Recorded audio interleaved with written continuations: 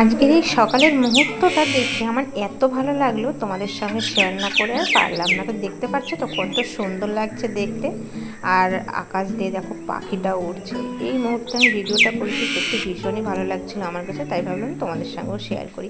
Hello বন্ধুরা, good morning, welcome back to my channel. আশা করছি তোমরা সকলে খুব ভালো আছো, আর আমিও ভালো আছি। তো এখন বাজে সকাল 8টা থেকে আজকের ভিডিওটা শুরু করছি। তো সকাল সকাল ওয়েদারটা তো দেখতেই পারছো, তার মধ্যে কিন্তু একটু মেঘলা মেঘলাও আছে ওয়েদারটা, কিন্তু আকাশের রংটা যে এত সুন্দর, আর চারিপাশে যে সবুজ গাছপালা, সত্যি খুব ভালো লাগছে। তোমাদের কাছে কেমন লাগছে অবশ্যই কিন্তু কমেন্ট করে জানিও। আরেকটা জিনিস খেয়াল করছো তো, আকাশে কিন্তু মেঘলাও আছে, মনে হচ্ছে যখন তখন বৃষ্টি নামবে। তবুও দৃশ্যটা কিন্তু অসাধারণ, তাই না? তো চলো বন্ধুরা, ভিডিওটা প্রথম থেকে শেষ পর্যন্ত দেখার অনুরোধ রইল।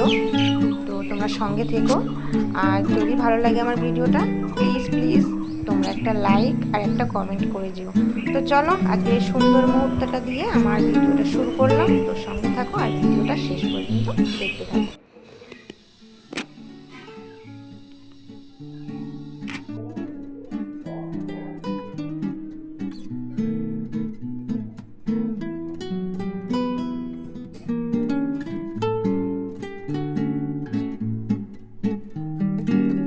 সকাল সকাল মন্দিরে পুজো দেওয়া হয়ে গেছে। আজকে মন্দিরে পুজো দিয়েছে মেজো জায়ের ছোটো মেয়ে।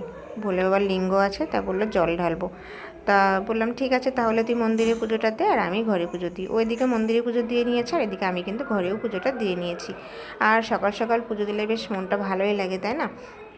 বৃষ্টি হচ্ছে, তো বারে বারে জামা কাপড় চেঞ্জ না করে একবারে স্নান করে ঠাকুরকে দিয়ে তারপরে আমাদের অন্য কাজ করতে পারি, সেটাই ভালো হয়, তাই না? তো আমার মনে হয় সেটাই ভালো, বারে বারে জামা কাপড় না পাল্টে একবারে স্নান করে ঠাকুরকে দিয়ে নিয়ে তারপরে আমাদের অন্য কাজ করতে পারি। সেজন্য আমি প্রতিদিনই এটাই করছি, কারণ বৃষ্টি হচ্ছে, সকালে জামা চেঞ্জ করব, আবার দুপুরবেলা স্নান করতে হবে, তার থেকে এটাই ভালো একবারে সব কাজকর্ম সেরে পুজো দিয়ে নিয়েছি।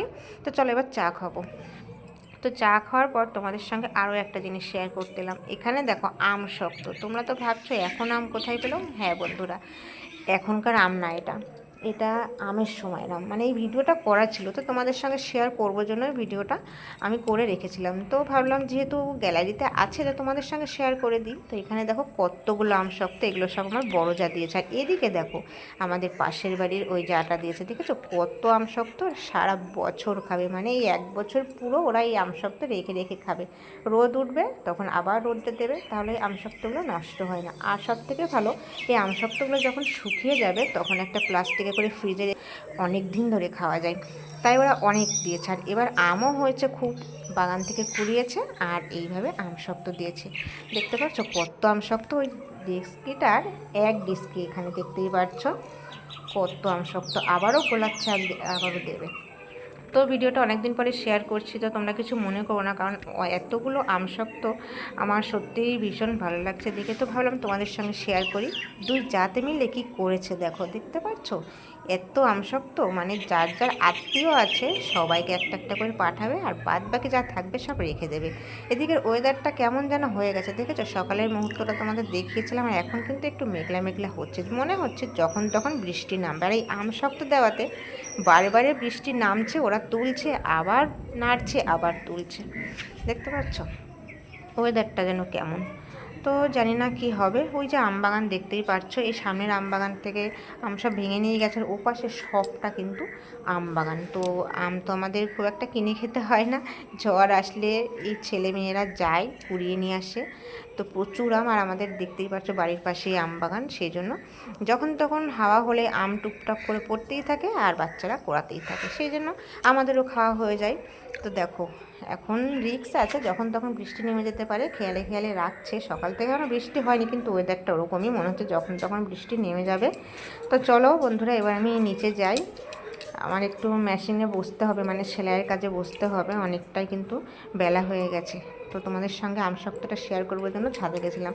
তো এখানে দেখো আমি এখন সেলাইয়ের কাজ করব। এই যে কিছুটা জুড়িয়েও থুয়ে গেছিলাম, তো ভাবলাম আমসত্ত্বটা একটু তোমাদের সঙ্গে শেয়ার করি। আর এদিকে দেখো একটা মানে আত্মজ্বালা, মানে এমনি এমনি পেঁপে গাছটা হয়েছিল, তো এক সাইড থেকে তুলে এনে আমি এখানটায় লাগিয়েছিলাম। তো পেঁপে গাছটা বেশ ভালো বড়ই হয়ে গেছে, দেখতেই পারছো। আর এখানে কিন্তু অনেক পেঁপে ধরেছে, কিন্তু দুঃখের বিষয় পেঁপেগুলো বেশি বড় হয় না, এইটুকুই হয়। আর পেঁপেগুলোর ভেতরে জানো একটাও বীজ নেই। পেঁপেগুলো বেশ ভালো, কিন্তু গাছটা কেমন হয়ে গেছে, মনে হচ্ছে বেশি দিন থাকবে না, মরে যাবে হয়তো। কিন্তু পেঁপের ভিতরে একটুও বীজ নেই। আর এমনি এমনি পেঁপে গাছটা হয়েছে, সবথেকে বড় কথা ওতে ফল ধরেছে, ওটাই খুশির ব্যাপার, তাই না? কিনে তো আমরা কত কিছুই খাই, কিন্তু এরকম একটা হাতে লাগানো গাছে যদি কোনো ফল বা কোনো সবজি হয়, তাহলে দেখবে সেটা কিন্তু মনটা ভরে যায়। খেতে পারো বা না পারো, দেখলে কিন্তু সত্যি মনটা ভরে যায়। আর ছোট ছোট পেঁপে হলেও কিন্তু অনেকগুলো ধরেছে, তাই না? এদিকে দেখো মিনিরা কি করছে, মারামারি শুরু করেছে।